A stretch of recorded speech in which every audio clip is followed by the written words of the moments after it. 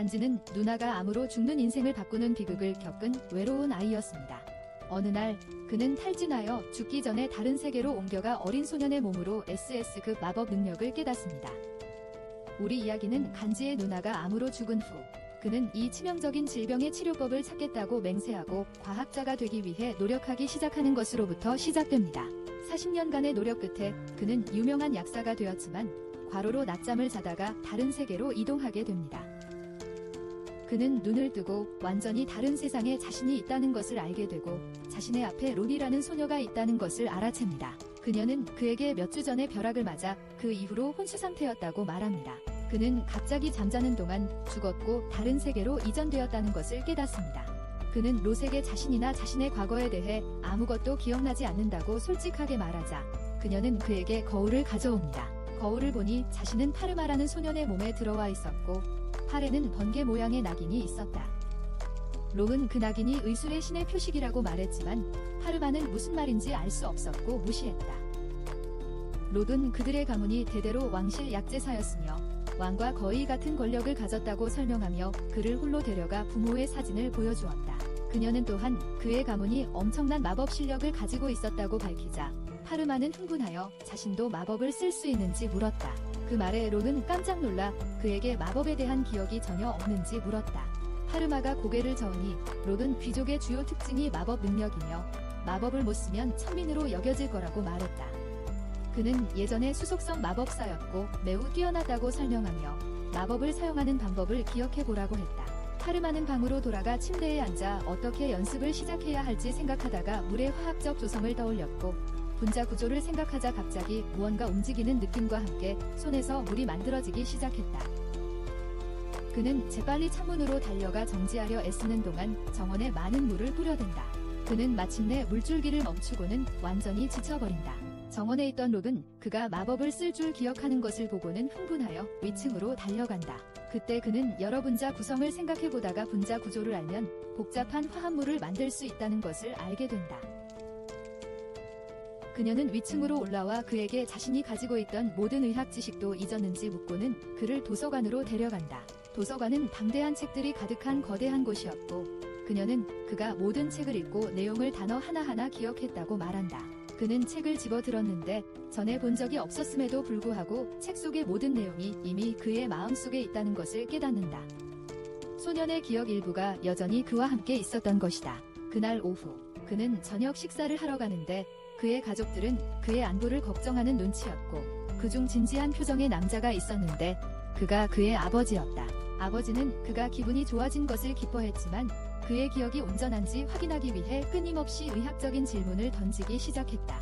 어머니는 아버지에게 진정하라고 말하려 하지만 파르마는 괜찮다고 말하며 질문에 정확하게 대답한다.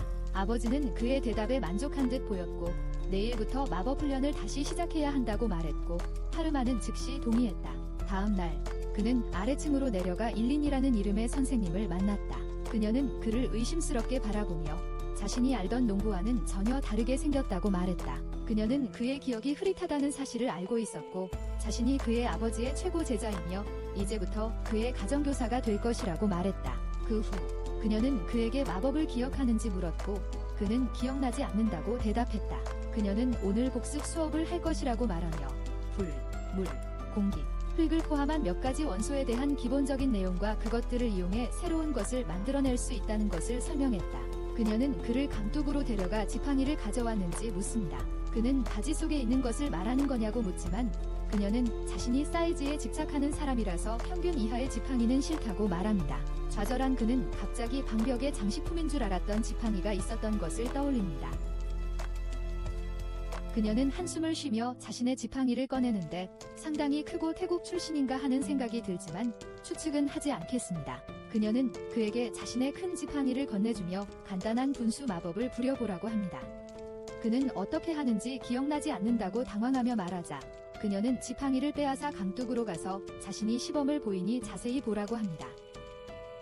그녀는 지팡이로 간단히 분수를 만들어내고 그는 감탄합니다. 나는 밤에 지팡이로 물 없는 분수를 여러 개 만들어내니 그는 나에게 훨씬 더 감탄할 겁니다. 그녀는 그에게 다가가 지팡이를 건네주며 어떻게 했는지 설명도 없이 그대로 따라 해보라고 말합니다.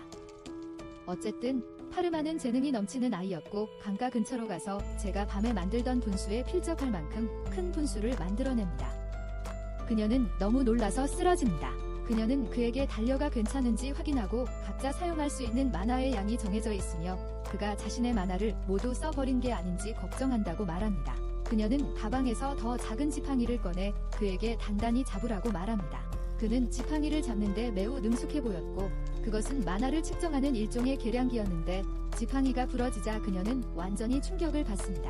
그녀는 이런 일이 그들의 세계에서 일어난 적이 없다고 말하고 그의 소매를 걷어 올려시니 그의 팔에 새긴 문신을 보고 다시 한번 놀랍니다. 그것이 빛나고 있었기 때문입니다. 파르마는 대수롭지 않게 여기지만 그녀는 그에게 이것은 아무 의미 없는 표식이 아니라 의학의 신의 갱 표식이라고 말합니다.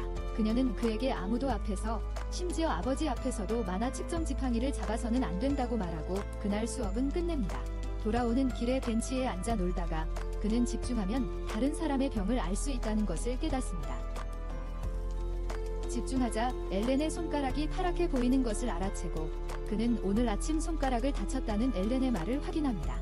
하지만 이것은 엘렌을 더욱 놀라게 합니다. 그녀는 그 능력이 의학의 신이 가진 능력이라고 말하며 그에게 날 죽이지 마 라고 외치고는 덤불 속으로 도망칩니다. 정말 미친 생각이야. 다음날 아침 그의 아버지가 전화해서 엘렌이 고열에 시달리고 더 이상 과외를 할 수 없다고 말했다는 이상한 소식을 전합니다. 아버지는 그에게 약과 짧은 편지를 건네주며 엘렌에게 전해주고 안부를 전해달라고 합니다. 그는 엄청나게 큰 엘렌의 저택에 가서 어제 그녀가 얼마나 무서워했는지 떠올리며 방에서 기다립니다. 갑자기 대저택의 정문이 열리고 온몸을 갑옷으로 무장한 공포에 질린 엘렌이 나타납니다. 그녀는 그에게 자신을 죽이지 말라고 부탁하고 문 옆에 서 있는데 그는 그녀를 진정시키려고 노력하고 지팡이조차 없음을 보여주며 그녀를 다소 안심시킨다. 그녀는 얼굴 가면을 벗지만 여전히 경계하며 그가 왜 여기에 왔는지 묻고 그는 아버지가 그녀를 위해 약을 전해달라고 했다고 설명한다.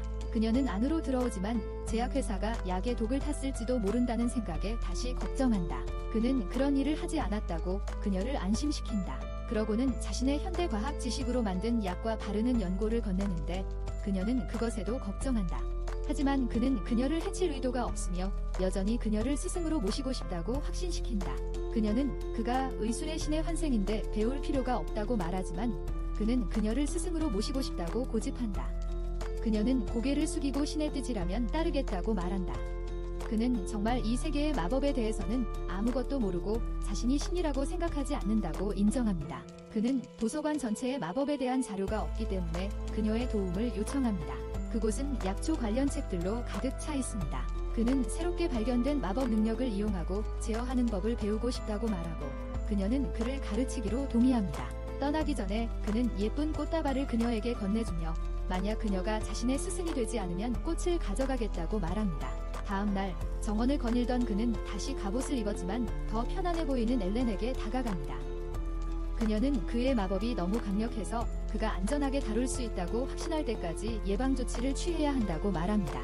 그녀는 그의 약에 대해 감사를 표하며 그의 아버지가 만들었던 약도 이렇게 빨리 효과를 본 적이 없다고 언급합니다. 그의 약은 기적에 가까워 보입니다. 그녀는 또한 그에게 자신이 그를 가르치기로 결정했다고 말하고 무슨 일이 생겨도 아무에게도 피해가 가지 않도록 버려진 섬으로 간다고 설명합니다. 섬에서 그들은 하루 종일 훈련을 받고 새로운 마법 주문을 배우고 서로 다른 요소들을 섞습니다. 그녀는 그가 놀라울 정도로 빨리 배우고 있고 본토로 돌아가기 전에 이 주문들을 금방 마스터할 것이라고 말합니다. 그 후 그는 계단에 앉아 하인들을 완전히 몰래 훔쳐보듯이 관찰하며 메모를 합니다. 그는 자신의 마법눈 능력을 계속 사용하여 하인들의 모든 질병과 이 능력의 가능성과 한계를 적어둡니다. 마침내 모든 하인들을 살펴본 후 그는 롯을 보고 그녀의 손에도 건조하고 각질이 생기는 문제가 있음을 발견합니다. 그는 자신의 방으로 가서 현대의학 지식을 이용하여 롯의 손을 위한 약을 만듭니다. 그는 뛰어난 현대의약품을 만들기 위해 다양한 현대화학물을 개발합니다. 그리고는 롯에게 그 약이 그녀의 손을 치료할 것이라고 말합니다. 롯은 기뻐하며 다른 하인들과 어머니에게도 나눠줄 수 있는지 묻습니다. 그는 사람들의 증상을 보고 다양한 약을 만들었으니 걱정 말라고 합니다. 그는 롯과 함께 각 하인들에게 약을 나눠주고 모두들 기뻐합니다. 롯은 귀족과 농민 사이에 큰 격차가 있어서 그들 중 누구도 귀족으로부터 약을 받은 적이 없다고 설명합니다. 귀족들은 농민들을 치료하지 않고 설령 치료하더라도 비용이 너무 비쌉니다. 이 사실을 알고 그는 서글퍼하며 서민들에게도 의약품이 접근 가능하도록 하겠다고 다짐합니다. 다음 날 아침 아버지의 부름을 받고 식당으로 간 그는 부모님의 어두운 표정을 발견합니다. 누나 블랑이 수두에 걸렸고 3주 동안 누구도 방에 들어갈 수 없다는 설명을 듣습니다. 4년 전 파르마가 수두에 걸렸을 때처럼 일부 하인들은 예외였습니다. 상황을 이해한 그는 자신의 방으로 돌아갑니다. 그는 자신이 만들어야 할 약의 화학적 조성에 대해 생각하기 시작합니다. 그렇게 복잡한 약을 만들 수 있을지 확신하지 못합니다. 하지만 수많은 시도 끝에 그는 성공합니다. 들어가서는 안 되지만 그는 누나의 침실로 몰래 들어갑니다. 블랑은 자신이 얼마나 빨리 나았는지 놀랐다. 다음 날 아버지가 누이의 빠른 회복에 감탄하며 검진하는 동안 그는 누이의 방에 간다. 저녁에는 간단한 현미경을 개발하는 작업을 한다. 아버지가 그를 불러 왕도 방문을 위해 소환되었다는 말씀을 전한다. 그는 매우 걱정하는 것 같고 기침을 숨기려 하다가 자신도 기침을 시작한다. 파르마는 아버지도 일종의 폐질환을 앓고 있을 것이라고 의심하지만 아버지가 스스로 치료할 만한 충분한 의학 지식을 가지고 있기를 바란다. 아버지는 이 왕실 소환이 왕비로부터 직접 온 것이며 아직 자세한 내용을 밝힐 수 없지만 자신을 조수로 데려가 이러한 문제를 처리하는 방법과 다른 귀족들에 대해 배우게 하고 싶다고 말한다. 두 사람은 마차를 타고 한참 후 사람들로 북적이는 왕도에 도착한다. 그들은 궁궐 안으로 들어가 긴 머리의 남자를 만납니다. 그 남자는 그들을 맞이하여 사람들이 걱정스러운 표정으로 가득한 거대한 방으로 안내합니다. 그의 아버지는 왕비의 현재 상태를 묻고 긴 머리의 남자는 부정적인 답변을 하며 왕비의 상태가 의학의 영역을 넘어선 것 같다고 말합니다. 그들은 왕비의 침대 옆으로 가서 절을 올립니다. 그러자 왕비는 마취관에 한 발을 들여놓은 듯한 모습으로 모습을 드러냅니다. 그의 아버지는 왕비에게 다가가 맥박을 짚어본 후 파르마에게 자신의 가방을 가져오라고 합니다. 그런 다음 왕비의 혈액 샘플을 채취하고 마법적인 검사를 합니다. 그 후 그들은 창가로 가서 왕비의 별자리를 보고 그녀가 살 것인지 죽을 것인지 판단하려 합니다. 와, 정말 놀라운 의사입니다. 그들은 별을 확인하고 별들이 제대로 정렬되지 않았다는 것을 깨닫고 고개를 저으며 서로 이야기합니다. 왕비를 구할 방법이 없으며 내일 죽을 것이라고 말합니다. 그의 아버지는 다시 왕비에게 가서 가방에 있는 약품을 사용하라고 합니다. 파르마는 그가 왕비가 죽기 전에 마지막으로 행복하게 해주려고 마약을 사용하려는 것을 깨닫습니다. 여왕은 그에게 자신이 살 수 있을지 곧바로 묻고 그는 약이 매우 강력해서 효과가 있을 것이라고 대답하며 여왕이 고대 물건에서 연기를 크게 들이쉬도록 합니다.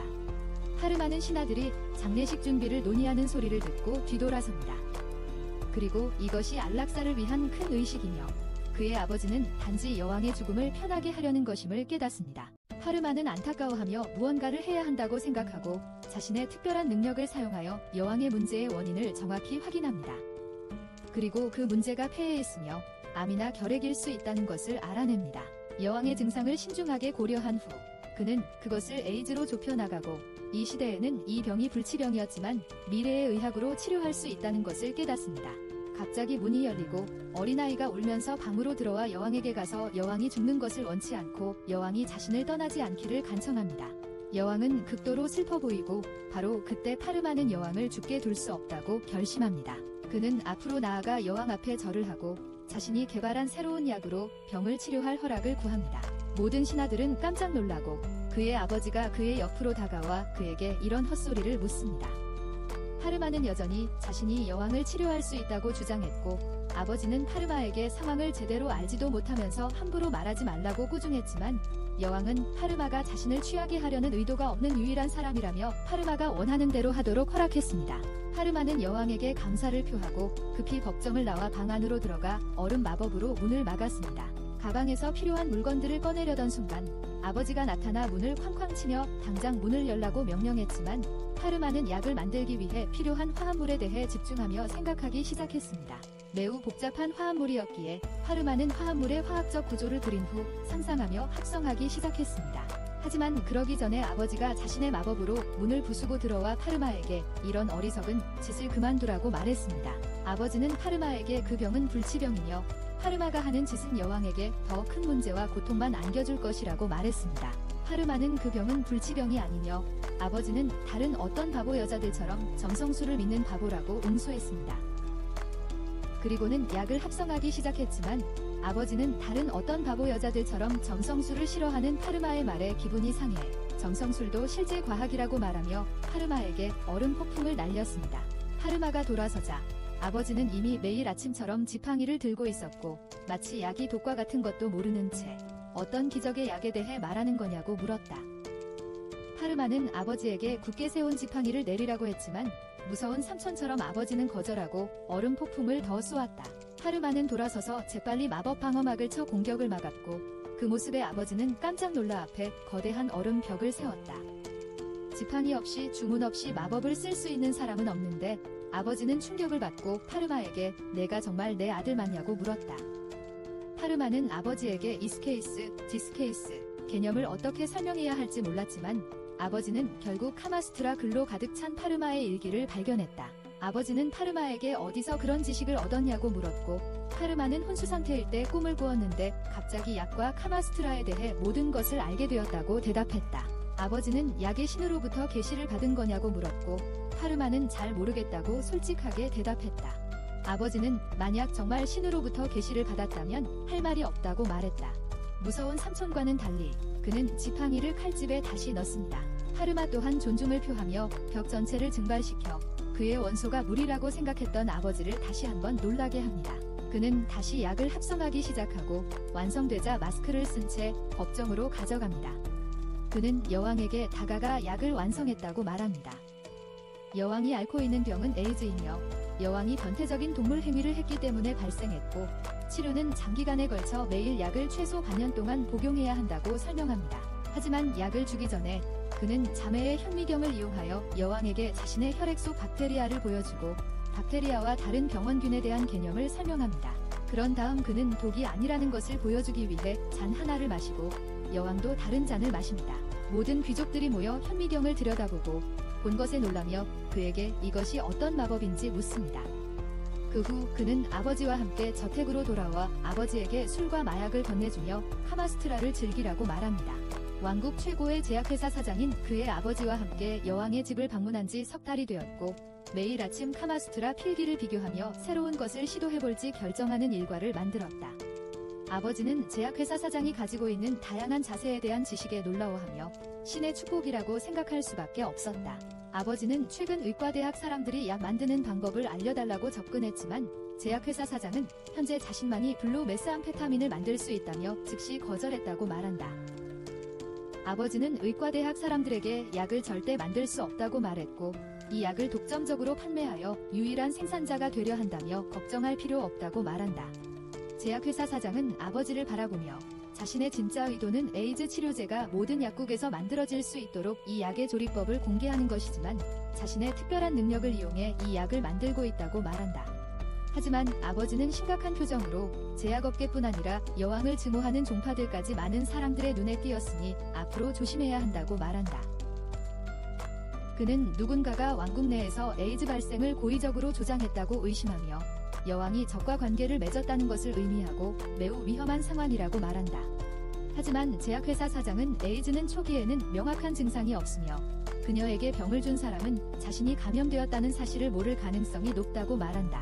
아버지는 그의 말에 놀라며 신이 직접 에이즈에 대해 강의라도 해줬냐고 묻지만 파르마는 자신은 아버지와 달리 카마스트라의 지식을 실제로 활용한다며 비웃고 여왕님 볼에 뽀뽀하고 금방 돌아오겠다고 말하고 나간다.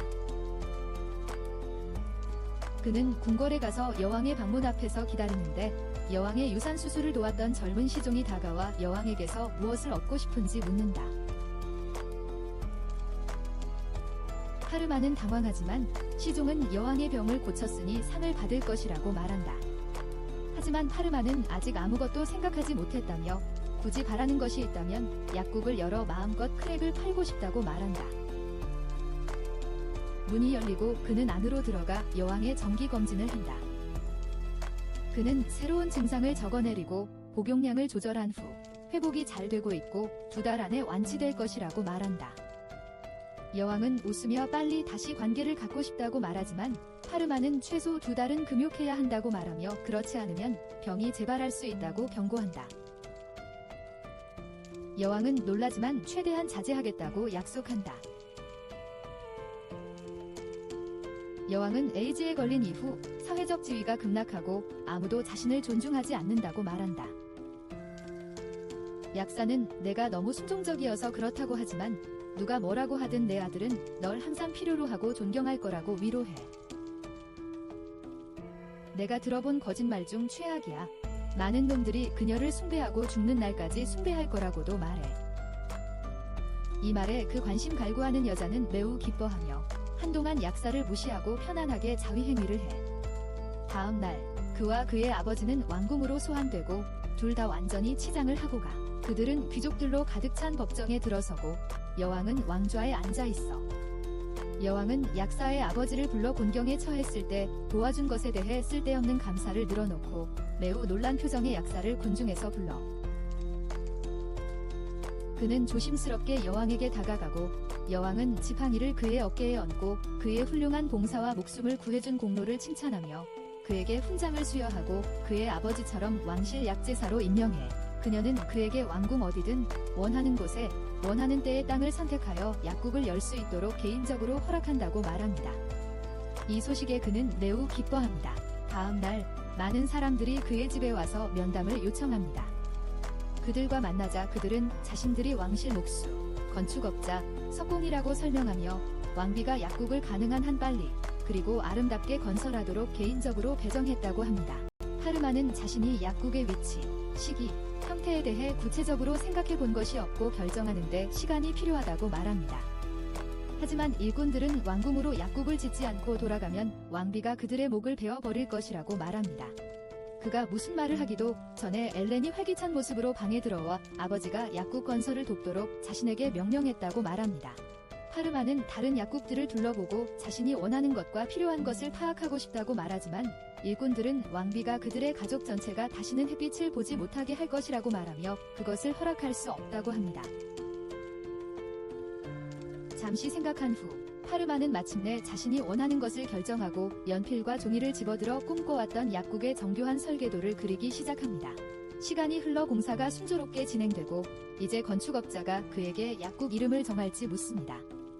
잠시 생각한 후 그는 약국 이름을 평행세계 약국으로 정합니다. 그는 엘렌에게 다가가 상호명이 너무 화려하지 않을까 묻습니다. 조용히 운영하고 싶고 원치 않는 언론의 주목을 받고 싶지 않기 때문입니다. 하지만 엘렌은 귀족의 아들이 약국을 연다는 것은 획기적인 뉴스이며 원하든 원하지 않든 언론의 관심을 받을 것이라고 대답합니다.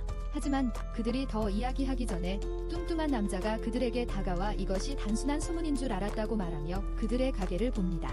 그는 파마를 보고 가게 주인을 내보라 합니다.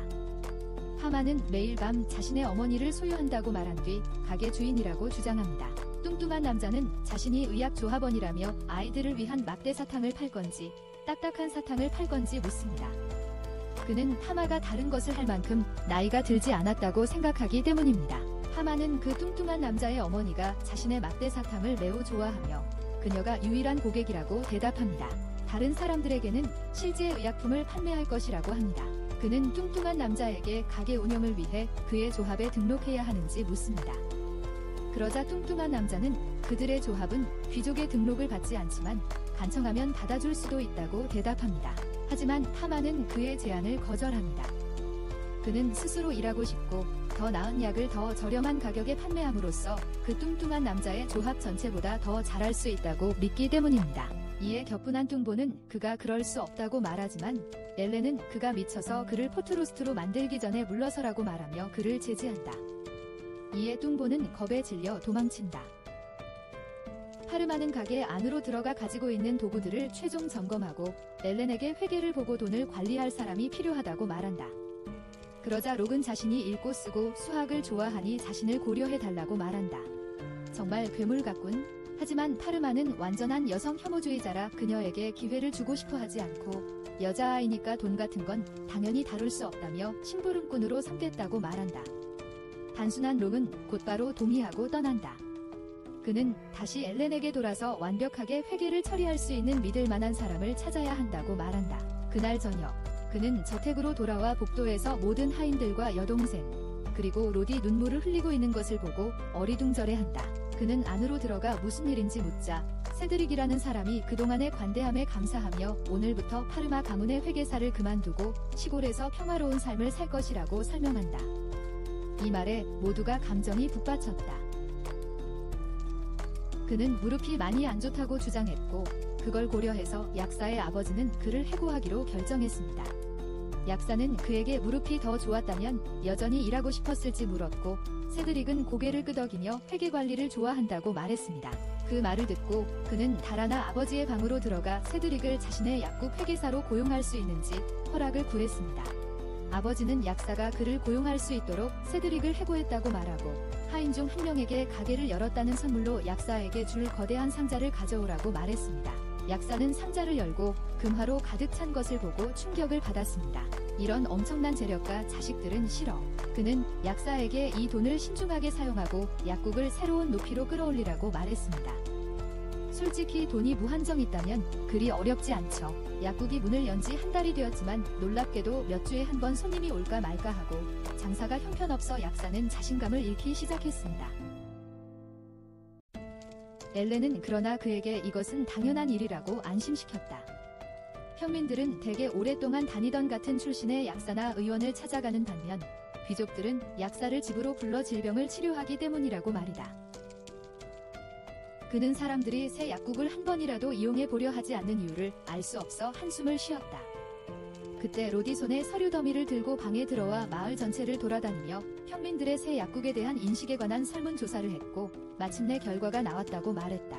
그녀는 사람들이 지적한 문제점들을 나열하기 시작했다.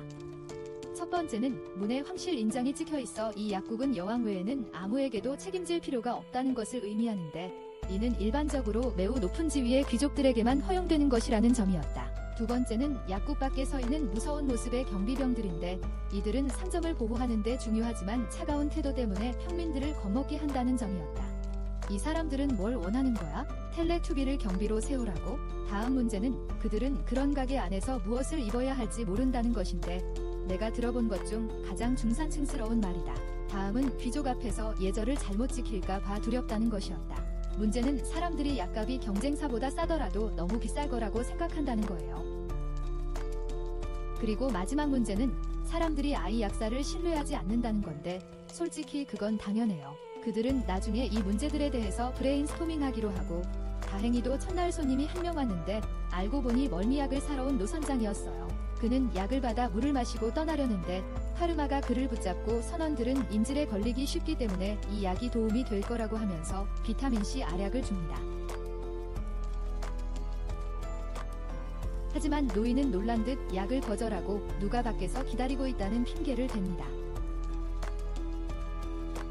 파르마는 그를 따라가 보니 노인이 정장을 입은 두 남자와 조용히 이야기하고 있었는데 더 조사하기 전에 마스크를 쓴 엄마와 아빠에게 붙잡힙니다.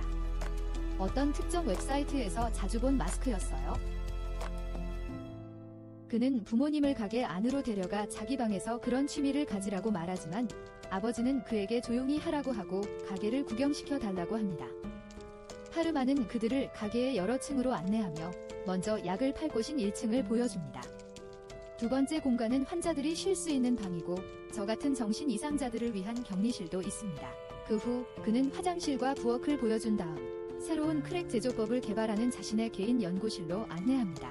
투어가 끝난 후 그들은 소파에 앉아서 고객이 거의 없다는 이야기를 듣고 어머니는 그에게 화장품을 만들어 귀족들에게 팔 것을 제안합니다. 이렇게 하면 귀족과 평민 모두에게 인기가 높아질 것입니다. 그는 어머니께 감사를 표합니다. 정말 지금까지 어머니가 해주신 최고의 아이디어라고 생각했지만 아버지는 찬물을 끼얹으며 그에게 흰색 가루를 만들지 말라고 합니다.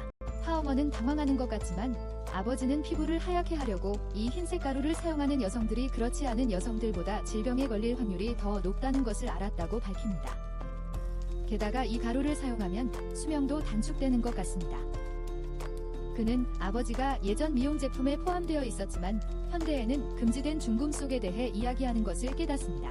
그는 아버지께 더 나은 제품을 만들겠다고 약속하지만 더 이야기하기 전에 겁에 질린 젊은 남자가 방에 들어와 파어머에게 그의 여주인이 마차 안에서 쓰러졌다며 그가 여기 약사냐고 묻습니다. 파르마는 그를 따라 급히 달려가 마차에 도착해 창백하고 매우 약해 보이는 젊은 귀족 여성을 발견합니다. 그는 즉시 자신의 듬흉한 눈으로 그녀에게 무슨 문제가 있는지 알아보려 하지만 손에 난 몇 개의 상처를 제외하고는 몸 상태가 괜찮다는 것을 알게 됩니다. 갑자기 그는 이 소녀가 더 창백하고 흰 피부를 얻으려고 하는 사혈이라는 의료 절차를 따랐을 거라고 깨닫습니다. 그는 즉시 그녀를 자신의 약국으로 데려가 빈혈 치료제를 줍니다.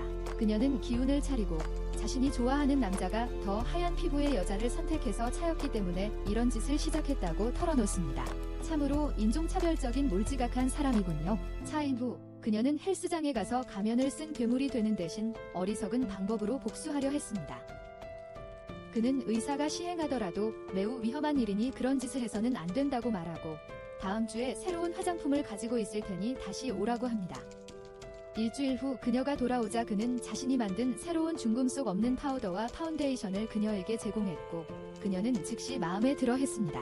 이것과 로트가 한 광고 덕분에 많은 고객들이 가게를 방문하여 다양한 제품을 구입하기 시작했는데 가격도 저렴하다는 것을 알게 되었습니다. 얼마 후 그 소녀가 친구들과 함께 다시 왔지만 그때는 이미 모든 화장품이 다 팔려서 매우 실망했습니다.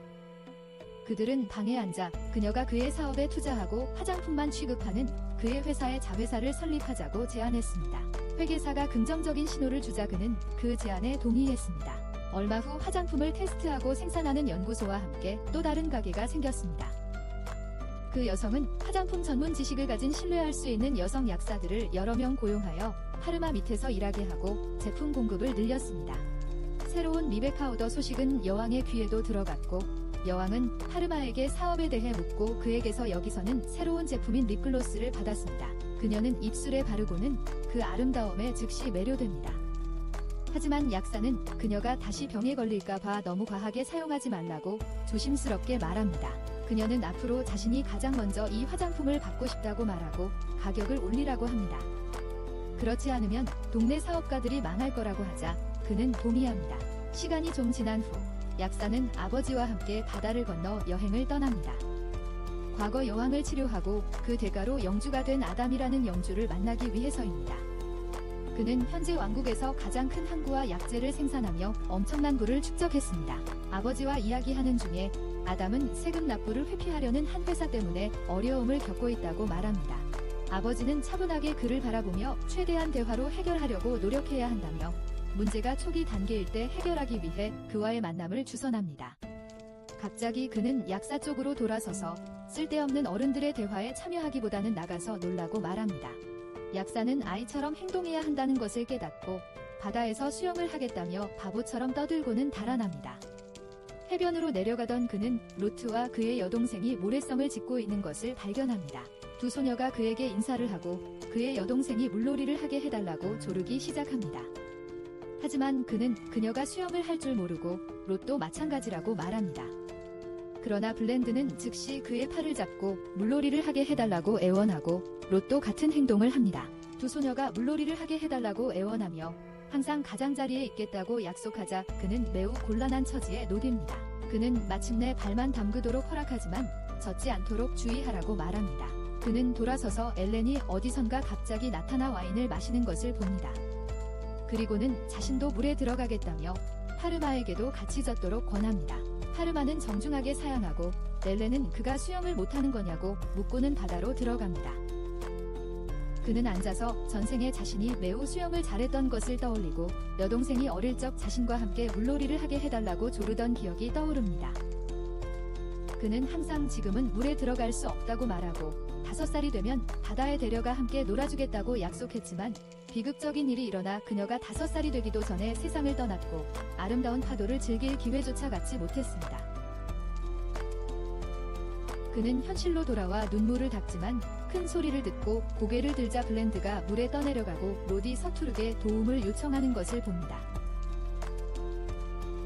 블렌드가 해변으로 헤엄쳐 갈 수 없자 파르마는 망설임 없이 바다로 달려가 뛰어들고 엘렌은 위험할 수 있다며 그를 말리지만 파르마는 아랑곳하지 않고 블렌드를 따라 헤엄친다. 엘렌은 거센 물살에 따라가지 못한다. 파르마는 계속 헤엄치다 거대한 파도가 블렌드를 덮치는 것을 보고 재빨리 물속으로 뛰어든다. 의식을 잃은 여동생 쪽으로 헤엄치면서 자신의 친누나를 떠올리고 블렌드를 다치게 하지 않겠다고 다짐한다. 블렌드에게 제때 다가갈 수 없음을 깨달은 파르마는 절망적으로 외친다. 그 순간 그의 갱단 표식 문신이 활성화되며 강렬한 빛이 발산되고 주변의 물이 순식간에 사라진다. 블렌드는 바닥에 남고 파르마는 놀라움에 휩싸인 채 물을 찾아 헤엄치는 물고기들을 바라본다. 엘렌은 혼란스러워하며 주위를 둘러본다. 파르마는 모세처럼 물기둥이 자신들에게 쏟아지지 않도록 한 팔로 블렌드를 감싸 안고 버티고 있다. 파르마는 그들을 위험에서 구해 해변으로 데려온다. 블렌드는 파르마의 품에 안겨 두려움에 떨며 울고 엘렌은 충격에 휩싸여 앉아있다.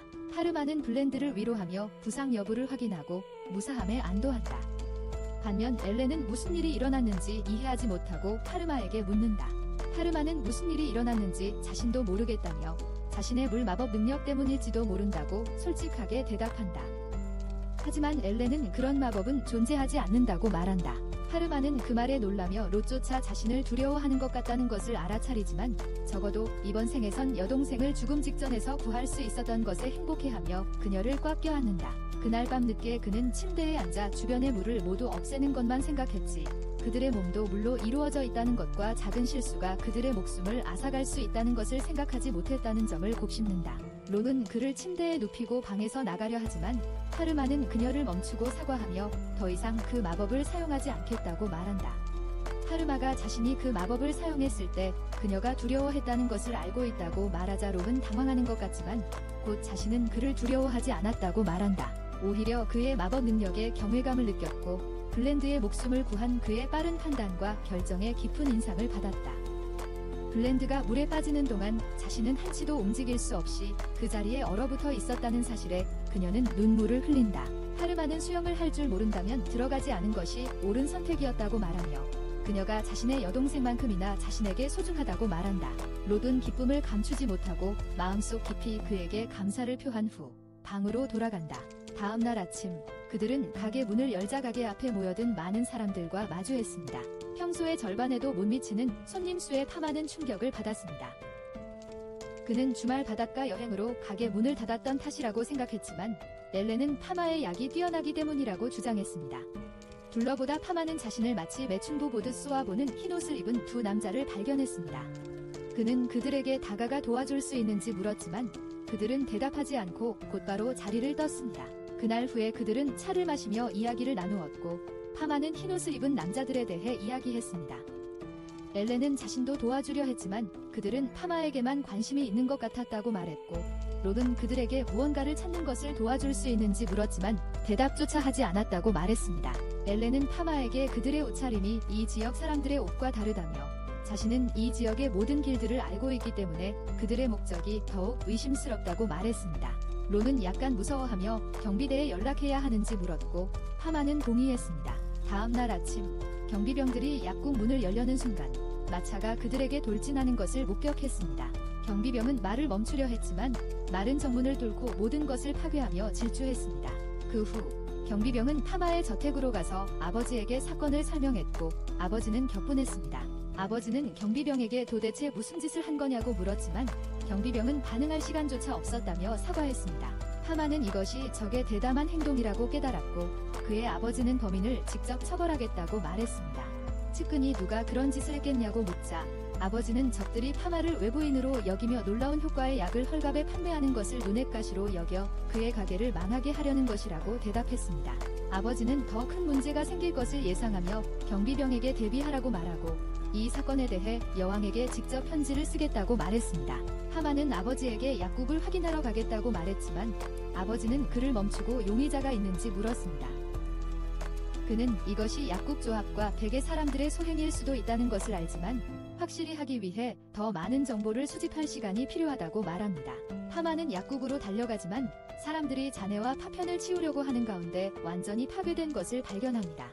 파마는 상황에 대해 묻고 그의 직원 중 한 명이 가게가 완전히 파괴된 것을 보여줍니다. 파마가 안으로 들어가기 전에 그 남자는 재빨리 정화 마법을 사용하여 냄새를 없앱니다. 파마는 가게를 확인하고 약재실이 무사한 것을 발견합니다. 즉, 원한다면 더 많은 약을 만들 수 있다는 뜻입니다. 그 남자는 엘렌과 로트가 긴급히 필요한 사람들에게 약을 줄 수 있도록 저택에 약을 최대한 많이 가져다 놓았다고 말합니다. 파마가 가게에서 나오자 그는 예전에 도왔던 노인 진과 몇몇 건장한 젊은이들을 만나고 진은 그가 돕기 위해 왔다고 말합니다. 나머지 지역 주민들은 모두 파마를 좋아하며 그를 위해 슬퍼하지만 가게를 재정비하는 것을 도울 것이라고 말합니다. 모두가 장소를 청소하기 시작하고 파마는 놀라움 속에서 지켜보고 있는데 갑자기 한 여자가 달려와 의사를 찾습니다. 파르마는 곧장 그녀에게 다가가고 그녀는 울면서 아버지가 갑자기 더위 때문에 쓰러져 일어나지 못한다고 설명합니다. 그는 즉시 소녀와 함께 말에 올라타고 그녀가 아픈 아버지에게 가는 길을 알려주는 동안 달립니다. 소녀가 언덕을 넘으라고 말하는 동안 그는 아버지의 병에 대한 여러 가지 가능성을 생각하며 약을 충분히 샀는지 걱정하며 계속 달립니다. 아버지가 왜 그렇게 외딴 곳에 있는지 알 수 없어 그에게 의문이 생깁니다. 그들은 초원을 지나갑니다. 그러나 그가 그녀에게 질문하려고 돌아서자 그녀는 사라지고 대신 흰 두건을 쓴 남자들이 말을 타고 그를 애웠습니다. 한 남자가 그에게 지팡이를 들이밀며 해변 근처 바다의 일부였는지 솔직하게 대답하라고 합니다. 파르마는 충격을 받아 서 있는 동안 그 남자는 자신이 왕국의 조사관이라고 주장하며 대답을 요구합니다. 그는 갑자기 엘렌이 이 세계의 성스러운 조직인 사원에 대해 가르치는 장면을 회상합니다. 그녀의 말에 따르면 사원은 가장 강력한 권력을 가지고 있으며 귀족들의 마력을 평가하여 귀족의 지위를 부여하는 곳입니다. 그녀는 그에게 사원의 권력이 여왕과 거의 맞먹으며 그들의 눈에는 대공이나 다른 귀족들은 아무것도 아니라고 말합니다. 그 후 그녀는 사원의 조사관들에 대해 설명했는데 그들은 이단자나 그들의 신념을 따르지 않는 자를 발견하면 무자비하기로 유명합니다. 그들은 놀라운 마법 능력을 사용하여 그 사람을 존재 자체에서 지워버리는 것으로 알려져 있습니다. 그는 현실로 돌아오고 그룹의 리더가 자신을 살이라고 소개하며 그의 그림자가 없는 이유를 묻습니다. 살은 그의 그림자가 전혀 보이지 않는데 대낮에 나타난 것을 두고 그를 바보라고 부릅니다. 그는 파르마를 부르며 그가 인간 소년이 아니라 그림자가 없는 악령이라고 주장합니다. 파르마는 자신이 악령이나 유령이 아니라고 소리치지만 한 남자가 그에게 도대체 무엇이냐고 묻습니다. 파르마는 자신이 아는 한 인간이라고 정직하게 대답하지만 살은 아무것도 듣고 싶어 하지 않고 그럴 필요가 없다고 주장합니다. 살은 그에게 손을 들고 10걸음 뒤로 물러서라고 말하고 파르마는 상황을 악화시키고 싶지 않아서 따르고 물러섭니다. 그 후 살은 즉시 마법돔을 사용하여 그를 가둡니다. 그들은 돔이 완전히 부서지는 것을 보고 깜짝 놀라 그 주위를 뛰어다니며 한 명이 불꽃 마법으로 파르마를 공격합니다. 그는 즉시 주위에 방화벽을 치고 그 후 주변의 산소를 제거하는 마법을 사용하여 불길을 멈춥니다. 조사관들은 파르마가 방화 마법을 가지고 있다고 생각하여 다른 남자가 파르마에게 얼음 마법을 사용하지만 그는 즉시 또 다른 방패를 생성하여 얼음 마법을 없애버립니다. 그들은 여러 속성을 사용하고 심지어 하나의 마법을 덜 사용하는 사람을 본 적이 없어서 말 그대로 충격을 받습니다. 조사관들은 정신을 잃고 살은 그들에게 그를 생포하는 것을 포기하고 그냥 죽이라고 말합니다. 이것은 파르마를 놀라게 하고 남자들은 동시에 흙, 바람, 물, 불 마법으로 그를 공격합니다. 모든 공격이 합쳐져 파르마를 강타하고 수사관들은 먼지가 가라앉기를 기다리지만 얼음 감옥에 완전히 갇히게 됩니다. 파르마는 이제 충분히 참았다고 생각하고 공격 마법을 사용할 수밖에 없게 됩니다. 그는 강력한 성광탄을 날려 살의 진로를 막고 그의 부하들이 그를 일으켜 세우려 하지만 파르마가 그들 쪽으로 다가오는 것을 발견합니다. 파르마는 타이타닉을 침몰시킨 빙산을 공중에 띄우고 있습니다.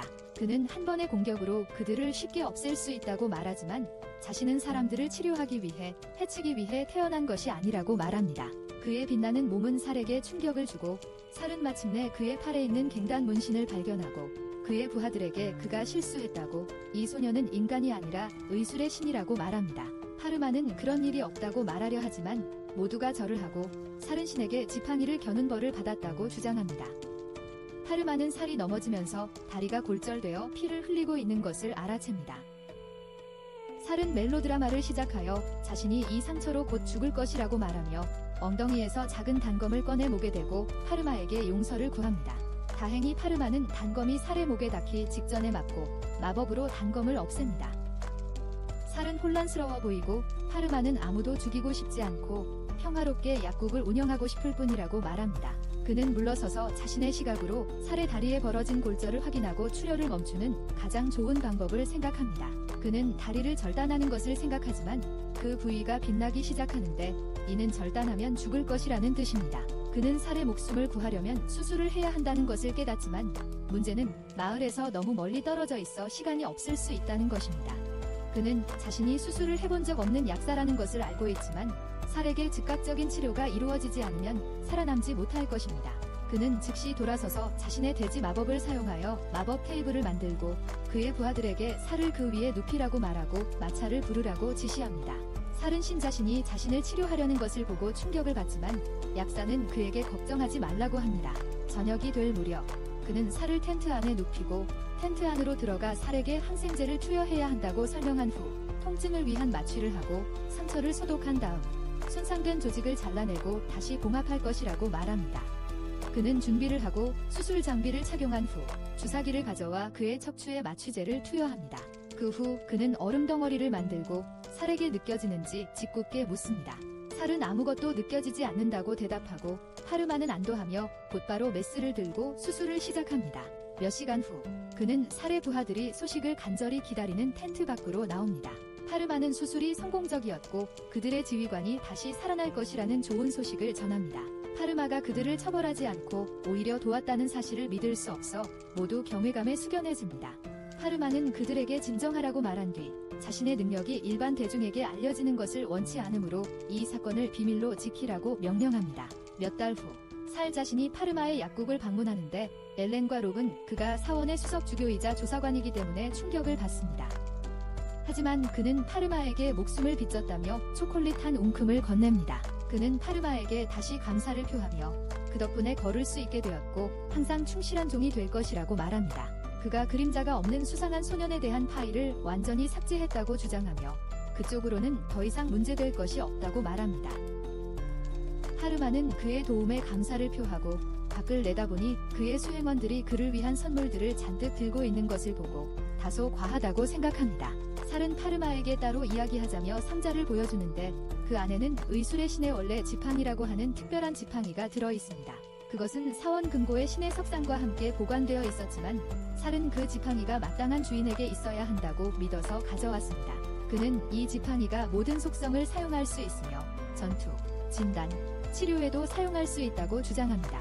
파르마는 깜짝 놀라고 엘렌은 그 크고 굵은 지팡이를 보고 침을 삼킵니다. 파르마는 국보를 다루는 것을 주저하는데 깨지거나 도난당할까봐 두려워합니다. 살은 그냥 지팡이를 집어들라고 말하고 그가 지팡이를 짚는 순간 지팡이가 눈부시게 빛나기 시작하며 살과 엘렌은 지팡이가 파르마를 진정한 주인으로 인식했다고 말합니다. 엘렌은 온몸 구멍으로 침을 흘리며 그의 큰 굵은 지팡이를 잡아도 되는지 묻고 파르마는 동의하지만 지팡이는 그녀의 손가락 사이로 미끄러져 바닥에 떨어진다. 그들은 셀에게로 향하고 셀은 이 지팡이는 신의 것이므로 정당한 주인 외에는 어떤 인간도 만지거나 사용할 수 없다고 주장한다. 파르마는 다시 그것을 집어들고 셀의 지시대로 그것에 앉아보려 하는데 놀랍게도 지팡이는 그와 함께 공중에 뜨기 시작한다. 마침내 셀은 자신의 부하들과 함께 떠나며 파르마에게 사원이 더 이상 그에게 문제를 일으키지 않을 것이라고 말하지만 사원이 지난번 마차로 그의 약국을 공격하지 않았다는 점을 지적하며 다른 누군가가 그를 노리고 있음을 경고한다. 파르마는 누구인지 전혀 모르겠지만 곧 알아내고 싶다고 솔직하게 대답하고 헤어지기 전에 셀은 그에게 목걸이처럼 생긴 마지막 선물을 주며 이것이 그의 신성한 힘을 억제할 것이라고 말한다. 놀랍게도 파르마는 바닥에 자신의 그림자가 보이는 것을 보고 마침내 인간처럼 느껴져 엄청나게 기뻐한다. 그날 후에 그는 여동생과 록과 시간을 보내고 그들을 데리고 시장에 가서 과일을 사지만 고객이 폭발적으로 늘어나 직원이 더 필요하기 때문에 너무 많이 일해서 피곤해 보인다. 그는 자신이 신뢰하는 사람들을 고용할 수 있는 사람들을 생각하다가 특정 약을 찾는 한 젊은 여성을 발견하는데 그 약은 약국에 없었다. 가게 주인은 그 여성에게 파르마가 파는 약은 효과적이지만 길드에서 승인하지 않기 때문에 일반 약국에서는 이 약을 판매할 수 있는 허가가 없다고 말한다. 그날 저녁 파르마는 가게로 돌아와 엘린에게 새로운 길드를 설립할 계획을 이야기합니다. 최소 요건을 확인하고 원한다면 합법적으로 길드를 시작할 수 있다고 주장합니다.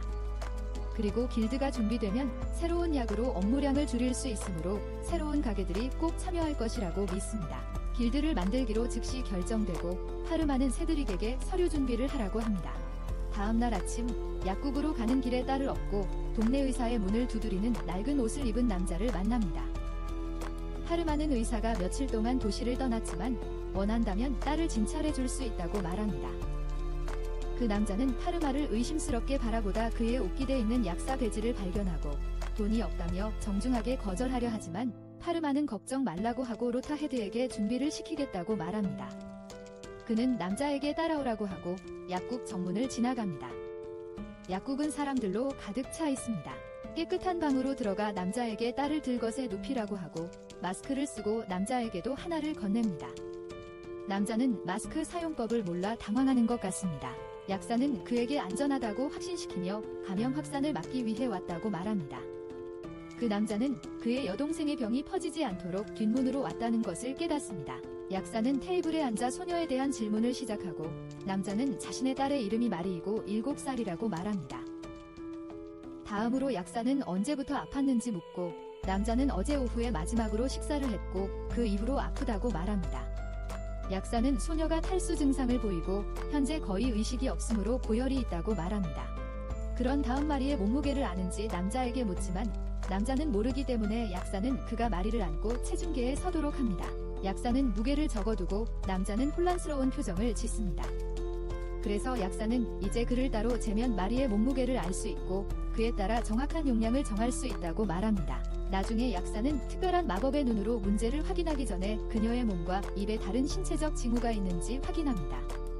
남자는 그것을 눈치채고 즉시 신성한 마법 예술인지 묻고 약사는 그렇다고 대답합니다. 검진을 마친 후 그는 아버지 쪽으로 돌아서 마리가 심한 감기에 걸렸다고 알려줍니다.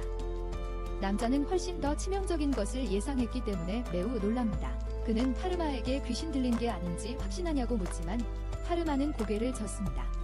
남자는 그렇게 높은 열과 경련까지 일으키는 감기는 처음 본다고 말하지만 파르마는 이것은 인플루엔자라는 감기라고 대답합니다. 남자는 전혀 모르겠다고 하지만 파르마는 바이러스 때문에 그렇다고 말하며 모든 것이 잘 될 거라고 안심시켜줍니다. 그는 일어나서 작은 주머니를 꺼내 하루에 2번 딸이 코로 그 가루를 흡입하게 하라고 남자에게 말합니다. 겁에 질린 남자가 그 가루가 무엇인지 묻자 파르마는 코카인이라고 대답합니다.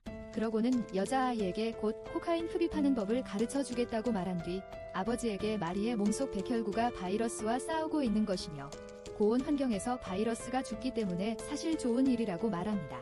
그런 다음 마리를 침대에 눕히고 아버지에게 걱정하지 말라고 곧 회복될 거라고 말하며 얼마 후에 다시 와서 확인하겠다고 약속하며 방을 나갑니다. 그날 밤 늦게 파르마는 여자아이가 집으로 돌아갈 만큼 건강해졌다며 퇴원시키고 아버지에게 약을 주며 가게는 문을 닫았지만 경비병에게 문제를 이야기하는 것을 두려워하지 말라고 말합니다. 남자가 놀라서 밤에도 뭔가 생기면 그를 만나러 올 의향이 있냐고 묻자 파르마는 그렇다고 대답하며 이렇게 하면 더 많은 사람들을 도울 수 있다고 말합니다. 그러자 남자는 본론으로 들어가 파르마에게 얼마나 빚졌는지 묻고 당장 돈이 많지 않더라도 이자를 붙여 천천히 갚겠다고 약속합니다. 파르마는 걱정 말라고 하며 진료비는 빵 한 조각과 같다고 말합니다. 남자는 놀라지만 파르마는 이렇게 하면 가난한 사람들도 아이들의 사소한 문제라도 망설이지 않고 진료를 받을 수 있다고 주장합니다. 그 남자는 피에르라는 약사였지만 필요한 약이나 자신이 전혀 몰랐던 질병에 대한 지식이 없었습니다. 그는 앉아서 최대한 많은 것을 배우려고 하는데 그의 아내는 그가 충분히 많은 사람들을 도왔으니 걱정하지 말라고 합니다. 남자는 눈물을 글썽이며 아내를 바라보며 아내나 딸이 병에 걸리면 파르마만큼 깊이 있는 지식이 없고 마법도 없어서 자신은 구할 수 없다고 말합니다. 아내는 그의 딸 치료에 대해 아무에게도 말하지 말라고 합니다. 그렇게 하면 의료조합에서 추방당하고 가게 문을 닫게 될 것이기 때문입니다. 하지만 피에르는 자신이 필요하다고 생각하는 선택을 할 것이라고 말합니다. 다음날 피에르와 다른 조합원들은 또 다른 회의에 소집됩니다. 뚱뚱한 조합장은 평행세계 약국 때문에 얼마나 많은 손실을 입고 있는지 이야기하며 아내가 그곳에서 화장품을 사는 바람에 그것들을 모두 박살냈다고 말합니다. 다른 사람들도 매출 감소를 호소하는 가운데 마침내 피에르가 말할 기회를 얻습니다. 그는 당당하게 모두에게 자신이 지식과 모든 사람을 향한 진심 어린 배려면에서 제약회사를 따라갈 수 없다고 말하며 사회적 지위에 관계없이 모든 사람을 소중히 여긴다고 말합니다. 그는 자신의 딸과 그녀의 치료에 대해 이야기하고 모두가 충격을 받아 그를 배신자라고 부르기 시작합니다. 뚱뚱한 남자는 제약회사의 사회적 지위를 곧 파괴할 방법을 찾지 못하면 가게 문을 닫아야 할 것이며 그렇게 되도록 내버려 두지 않을 것이라고 말합니다. 피에르는 그들에게 자신으로부터 배우고 자신의 진료에서도 비슷한 방법을 사용해야 한다고 반박합니다.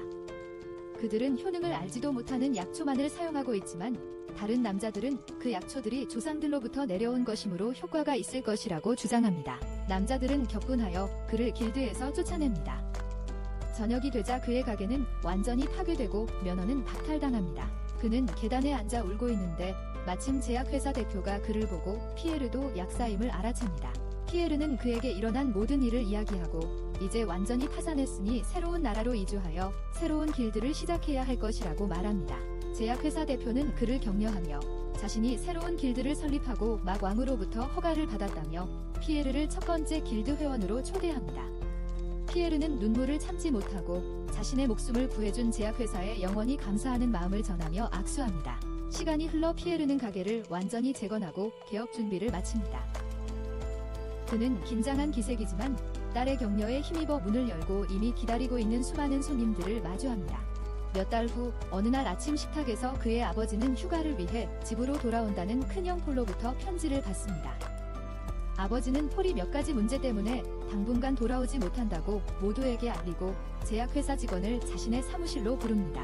문을 닫은 후 아버지는 그의 대학 근처에서 심각한 문제가 발생했다고 제약회사 직원에게 말합니다. 새로운 질병이 발생하여 유행병으로 번지고 있으며 이미 상당수의 인구가 사망했다고 설명합니다.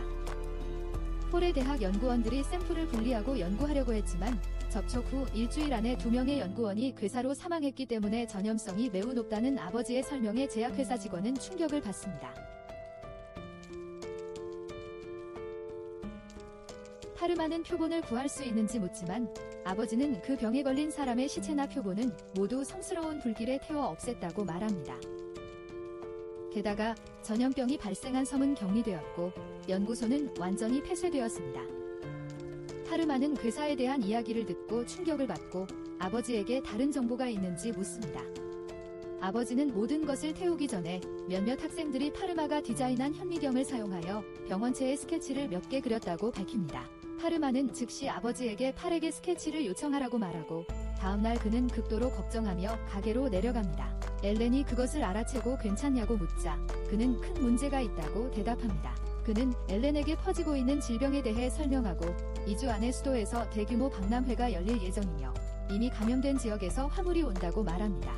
더 논의하기 전에 로디 팔이 보낸 작은 두루마리를 가지고 오고 파르마는 즉시 그것을 열어보고 이것이 지구상에 존재했던 가장 치료하기 어려운 질병 중 하나인 패스트라는 것을 깨닫습니다. 그날 후에 그는 아버지를 만나 그들이 싸우고 있는 질병이 흑사병 또는 폐렴이라고 말합니다. 아버지는 그에게 이런 질병의 마지막 발생이 210년 전 이 세상에서 일어났으며 인구를 급격히 감소시켰다고 말씀하시고 파르마는 1500년대에도 지구에서 역병이 발생하여 쥐에 기생하는 벼룩을 통해 전염되고 사망률이 매우 높아지고 인구의 절반 가까이 사망했다는 것을 기억합니다. 아버지는 그들이 화물을 가로챌 필요가 있다고 주장하고 파르마는 이미 격리지역 준비 지시를 내렸다고 밝힙니다. 파르마는 이미 약을 만들 방법을 알아냈지만 신성한 기술이 필요하기 때문에 자신만이 만들 수 있다고 주장합니다. 아버지는 이제 할 수 있는 일은 여왕에게 도움을 요청하는 것뿐이라고 말씀하시고 그들은 궁궐로 떠납니다. 여왕을 만나 모든 것을 설명한 후 여왕은 상황을 재빨리 파악하고 도시의 문을 닫고 무역을 최소화할 것이며 화물 검사소 설치를 허가한다고 말합니다. 며칠 후 검사소가 설치되고 파르마는 피에르를 만나 자신이 만든 이전의 간단한 현미경보다 성능이 뛰어난 새롭게 디자인된 복합 현미경을 건네줍니다. 그는 질병에 대해 애도하며 떠나기 전에 약을 건네줍니다. 다음 날 아침 파르마와 엘렌은 문제의 심각성을 분석하기 위해 도시를 떠나고 파르마는 존재하는 가장 무서운 질병 중 하나를 다루는 것에 대해 두려워하지만 엘렌은 그가 잘 해낼 것이라고 안심시켜줍니다. 그들은 바닷가 근처 아담의 도시로 돌아갑니다. 아담은 그곳에서 바다를 삭제했고 그들은 전에 보낸 2명의 부하와 만납니다. 부하들은 도시는 현재로서는 괜찮아 보이며 감염된 사람이 한 명도 인지되지 않도록 곳곳에 검사소가 설치되어 있다고 보고합니다. 파르마는 그들의 협조에 감사를 표하고 작은 로우보트를 타고 감염된 섬에서 화물을 운반하는 함대를 향해 나아갑니다. 그들의 배는 며칠 동안 정박이 허용되지 않았고 선장과 선원들은 매우 화가 난 것 같습니다. 파르마는 첫 번째 배에 오르고 선장은 언제 무대 내릴 수 있는지 묻지만 파르마는 그에게 협조해 줄 것을 부탁하며 선의 의사를 찾아 필요한 서류와 건강증명서를 요청합니다. 서류가 괜찮은지 확인한 후 그는 마침내 갑판 아래로 내려가 모든 선원들을 일일이 검사하여 전염병의 징후가 있는지 확인하고 그 후에 선적된 화물을 검사합니다. 마침내 그는 배가 오염되지 않았다는 결론을 내리고 정박 허가를 내립니다. 그 후 그는 다시 보트에 올라 다음 배로 향하는데 다른 배의 선장이 그들에게 토마토를 던지기 시작합니다. 그는 다른 선장과 실랑이를 벌이며 자신의 화물이 부패할 수 있다며 먼저 검사를 받아야 한다고 우기는 동안 며칠째 배에서 기다려야 하는 것에 화가 난 것 같았습니다. 두 사람이 서로 언쟁을 벌이는 동안 파르마는 어쩔 줄 몰라 하던 중 갑자기 대포 소리가 울려 퍼지며 모두를 놀라게 했습니다. 그런데 파르마가 돌아서자 수도에서 온 왕실 함대가 나타났고 그 함대의 선장은 웬일인지 총살당할 처지에 놓인 노인진이었습니다. 그는 다른 배들에게 타이타닉 신세가 되고 싶지 않으면 질서를 유지하라고 소리쳤고 모두들 겁에 질려 그의 명령에 따랐습니다. 파르마는 진의 배에 올라타 그에게 과거 도움에 대한 감사를 표하고 불법으로 정박하려는 자가 없도록 배를 감시하며 여기에 남아있으라고 부탁했습니다. 그 후 그는 검사 텐트로 돌아가 다른 자원봉사자들과 이야기를 나누었습니다. 그들은 지금까지 감염자는 한 명도 없었다고 주장하며 안도감을 느꼈습니다. 하지만 잠시 후 아담이라는 지역 권한대행이 후드를 쓰고 캠프 안으로 들어와 자신의 지역 가장자리 마을에서 최근 몇몇 선원들이 어제 불법으로 정박하여 물건을 옮기려고 시도한 후 사망자가 발생했다는 보고가 있었다고 말했습니다. 파르마는 그것이 역병일 것이라는 것을 깨닫고 두려움에 창백해졌습니다. 방치하면 큰 문제가 될 수 있었습니다. 아담의 말에 따르면 처음에는 열이 시작되었지만 첫 번째 사람이 죽은 후 질병이 급속도로 퍼져 여러 사람의 목숨을 앗아갔다고 합니다. 파르마는 즉시 밖으로 나가려고 했고 엘렌은 혼자 가지 말라고 충고했습니다. 그녀는 그에게 다른 배를 검사하는 사람이 바로 그라고 말하지만 파마는 뭔가 나쁜 일이 일어나기 전에 마을 문제를 우선적으로 해결해야 하므로 엘렌도 배를 확인할 수 있다고 대답합니다. 그는 마법 지팡이를 타고 해리포터처럼 날아가는데 공중에서 균형을 잃고 나무에 거의 부딪힐 뻔하지만 놀랍게도 지팡이는 아무런 손상 없이 나무를 그냥 통과합니다. 그는 마침내 마을 근처에 내려왔지만 모든 사람들이 마을이 귀신 들렸다고 믿어서 그 지역을 떠나려고 계획하고 있어서 마을은 혼란에 휩싸여 있었습니다.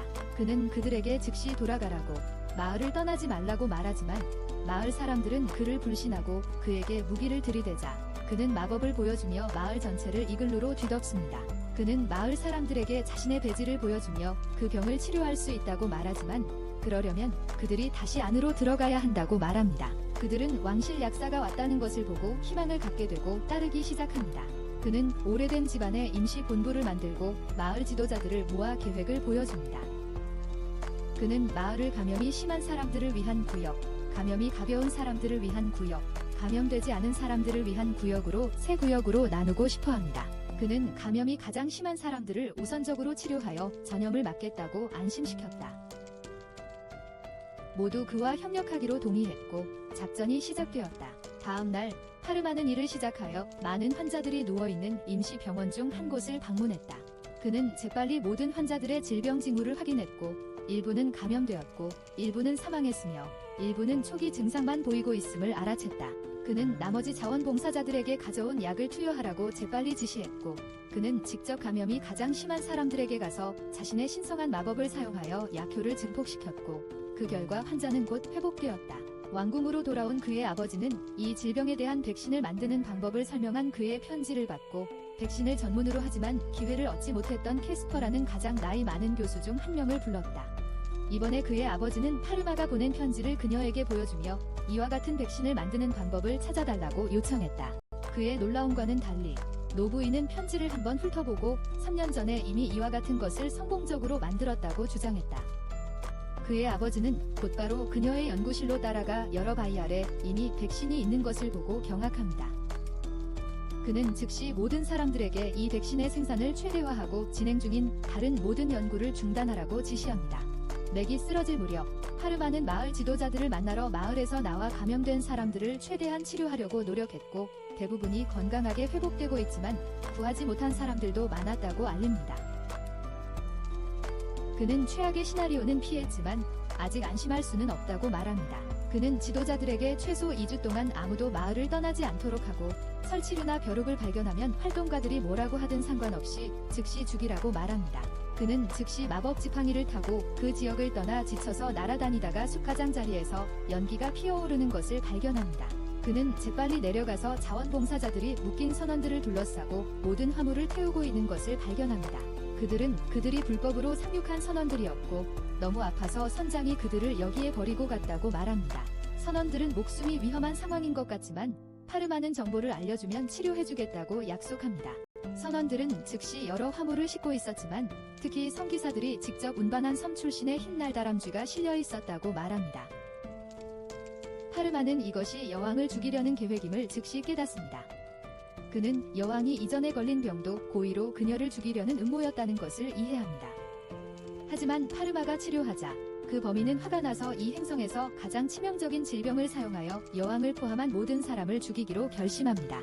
다음 날 왕궁 안에서 무장한 기사들이 성문을 돌파하여 소란을 피우기 시작하고 그러는 와중에 한 기사가 도시 안으로 날다람쥐들을 풀어놓습니다.